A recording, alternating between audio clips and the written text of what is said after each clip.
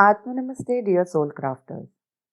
Welcome to my exclusive podcast, Soul Crafting with Tanushree, Crafting Your Inner Awareness. Hi, I'm Tanushree Nair, your energy transformation and mindset specialist, author of the book Bring Out That Red Lipstick, certified life coach, and an energy worker. I'm on a mission to enable 100,000 women to discover their innate feminine energy balance through my Inner Shakti blueprint in 90 days. I'm thrilled to bring out this new episode of the podcast show, Season 1, the Awakening series. As the old wise saying goes, a journey of 1,000 miles begins with the first step. This podcast is for all those people who are in the daily grind of life who have forgotten to take a pause and smell the proverbial roses. For those who need a hand to learn self mastery of their thoughts, emotions, and inner self. I am learning too and would like to share this journey with all my fellow listeners. Together we can go miles. I will be sharing and discussing with you how you can discover and maximize your inner awareness by balancing the subtle masculine feminine energy balance within yourself through easy to practice meditations, lifestyle changes. I also invite successful guests to share their inspiring stories and techniques of how they have converted their adversities to opportunities. Tune in to a new episode every Tuesday and Friday and a special curated guest Soul Sunday series every Sunday. This channel is for all those who are seeking an inside out transformation.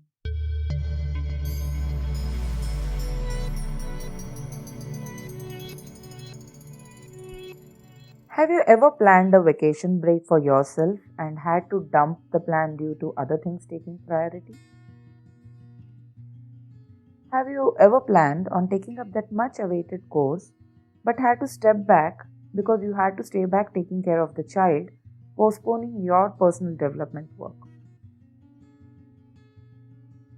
Have you stepped out of your career when you were enjoying it to relocate because your spouse got this great opportunity elsewhere? Basically, what I want to ask you is, did you put yourself last when it came to major decisions in your life? Small things. You craved for that small nap, vacation, break, learning something new, upgrading yourself, but had to postpone it. If you have answered yes to any one of these questions, then you need to hear further. I have been guilty of it too, and to share with you all, it took a heavy toll on me. Time and again, the little voice in my head kept saying, "Do it," but I ignored it. What is this little voice in your head that keeps talking to you? Could it be messages that your soul is trying to send you? Have you ever trusted it and followed it? I placed more emphasis to a lot of things outside me. I never acknowledged, though I knew I needed rest. The little voice would say, "Take some rest and see how you can motor faster. Take that break and you will feel rejuvenated." But I simply ignored. In between managing household responsibilities, picking and dropping a toddler, getting back to work, post maternity, and picking up from where I left at work, handling visiting family, keeping in touch with friends and family, I was working like a machine non-stop. I had even put behind my hobbies and interests, calling up friends. I was squirming in my corporate job. Not that I was not successful or the job was a problem. I was blessed to have good opportunities, comfortable job, good pay, and seniors. But somehow I felt hollow. My work seemed all virtual as there was no real human or customer connect. All I wrote was pages and pages of code. But it did pay me well and I had a decent lifestyle. But there was always this little voice within me which pursued. It kept reminding me to go back to the basics, find things that I love doing, which in this crazy, fast paced life I missed observing. I had a burnout, and that too a real one. That's where I stopped, paused, and stepped back to take stock of what I'm doing and for whom. There was no real joy in just providing and being for others while I ignored my health and mental calmness completely. In 2009, I suffered a severe cervical spondylosis episode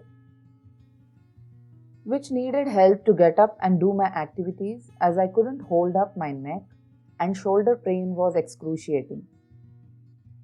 My son was then just 9 months old and I had to take help to take care of myself. I was in dumps and it took some effort for me to pay attention to what I wanted. It was very uncomfortable in the beginning to pay attention to myself since I was always externally focused to give. Receiving was unknown to me. I went through physical therapy and got better only to go back to work and keep having niggling issues with my health. The little voice kept telling me, is it worth throwing yourself out and still carrying on? I would like to ask, dear soul crafters, have you been doing this to yourself? Have you kept going through work due to financial demands or for that promotion or simply to maintain that lifestyle? Finally, in 2011, I decided to quit. I couldn't take it anymore. I had to step back 1,000 steps to retrace where I had left myself. I was not sure what I should be doing or where should I start again. The voice within me pointed me back to my hobbies and interests. I took it up for a while and realized I missed so much of this creativity and imagination through my job days. I was blessed to be supported by my husband and I was able to get back on my feet after resting well. I started my denim upcycling venture since I was able to connect to the larger purpose of environmental consciousness and my path opened to newer possibilities. This was an absolute stark contrast of my corporate career. Here, I had to do everything myself and be accountable to my own effort and results. But it opened floodgates to creative, innovative design work, which was a complete 360-degree turn for me.